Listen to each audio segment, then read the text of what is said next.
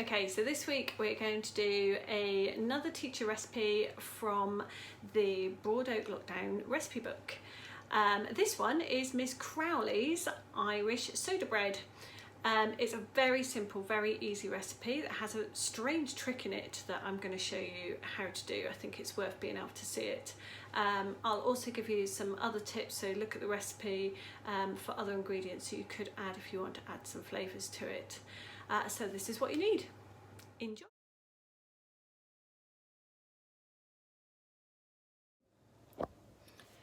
So the most interesting thing about soda bread actually is one of the things you have to do to start it.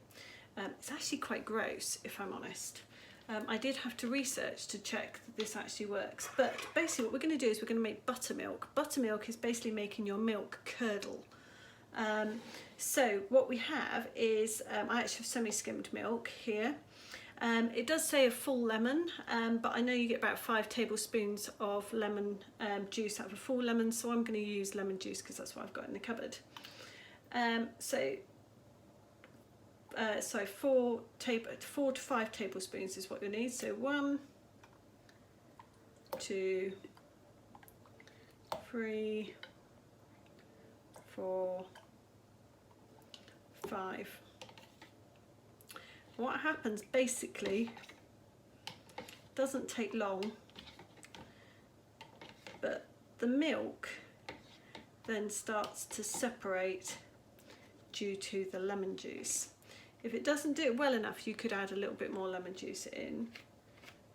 I'm sure it probably does it faster with fresh lemon juice because it's slightly more acidic.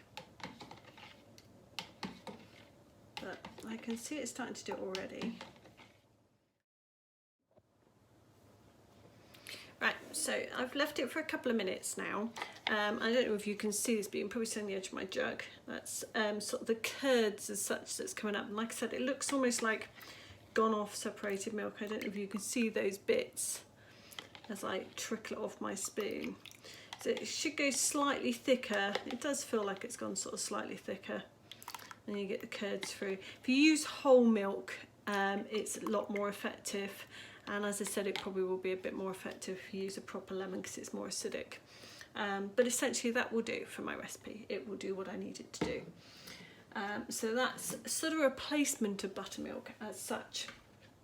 Now the next bit we're going to do is we're going to make sure that we have our wholemeal flour, so brown flour essentially, in our bowl. We need a teaspoon of bicarbonate of soda.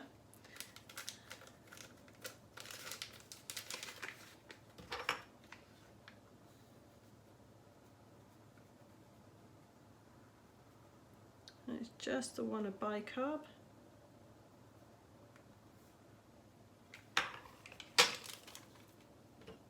And then 2 teaspoons of salt. And if you remember my trick, 12 turns per teaspoon.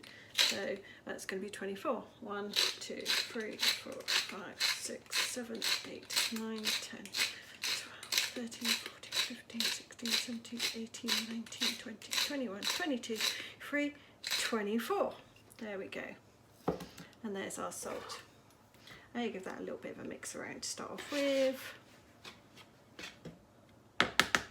There we go. Now it says to stir with a knife, and it's because it's going to be quite a gooey dough and we want to chop into it. We don't want to push it around with a spoon as we normally would. So you could use a palette knife like this, or you could just use a normal knife and you're basically just cutting into the dough as you go. Alright, so I'm going to add in my buttermilk now.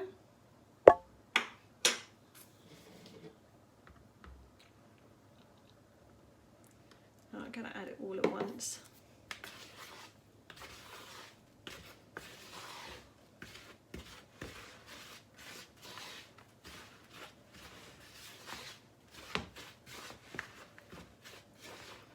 Okay, and I'm going to pour the rest of the milk in. This is such an easy bread to make, to be fair.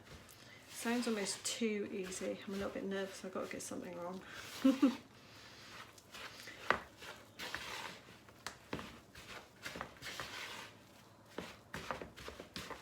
Okay, so the thing the knife does that a spoon wouldn't do is it sort of cuts into the mixture, helping us to bring it together in a dough.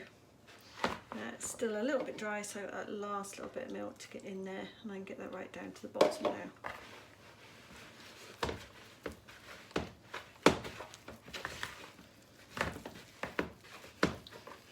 Okay, and we're cutting through into our dough to bring it together.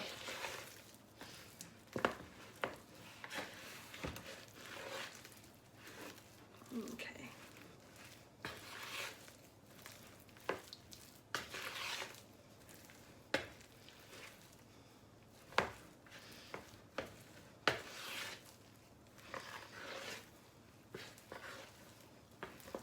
Might have even got away with a little bit less there, but never mind.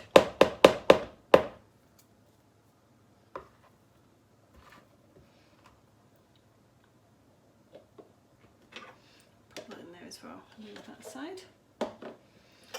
Right. So now what I want to do is I'm going to bring it out onto a floured surface. So I'm going to grab some extra flour. I generally try and use the same flour I've used to make the bread with, just because then all you're doing is adding a little bit more of the main ingredient essentially.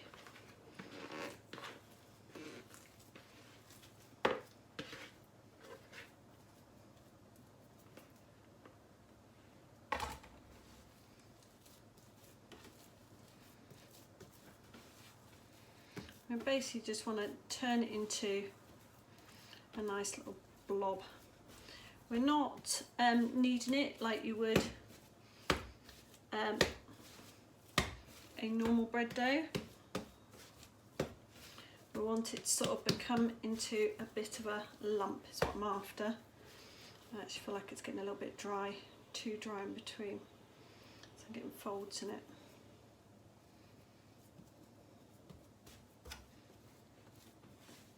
There we go.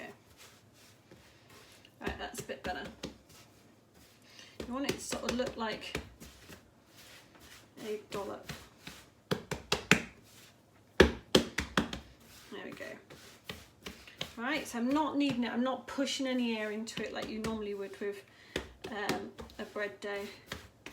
I'm just trying to get it into a bit of a ball as such. And it should remain quite sticky. I've actually probably might drive that out too much. I'm going to move that side down. There we go. And then to bake it, I want a floured baking tray. That's way too much flour on there. So I'm going to get rid of some of that. I'm going to pop that there because I'll clean that up later. There we go. Right, I'm going to place it onto that baking tray. There we go. And then using a knife, we're going to give it a nice big cross across the centre.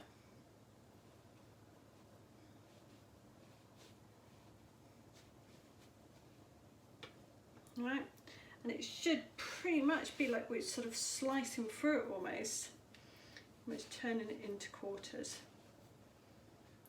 There we go. So, there we go. Nice big cross on the top.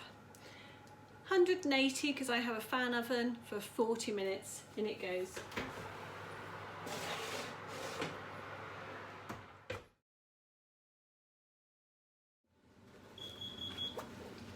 So, there we go. There's my alarm. Let's see what the bread's like.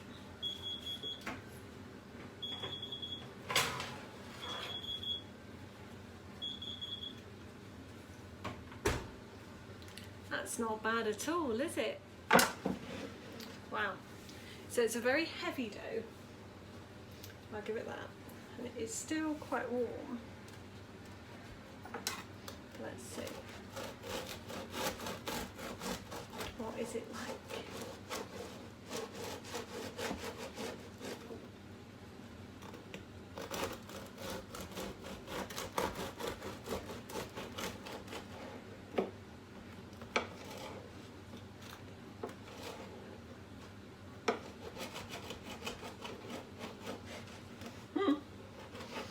got a bit of a tough crust on the bottom, but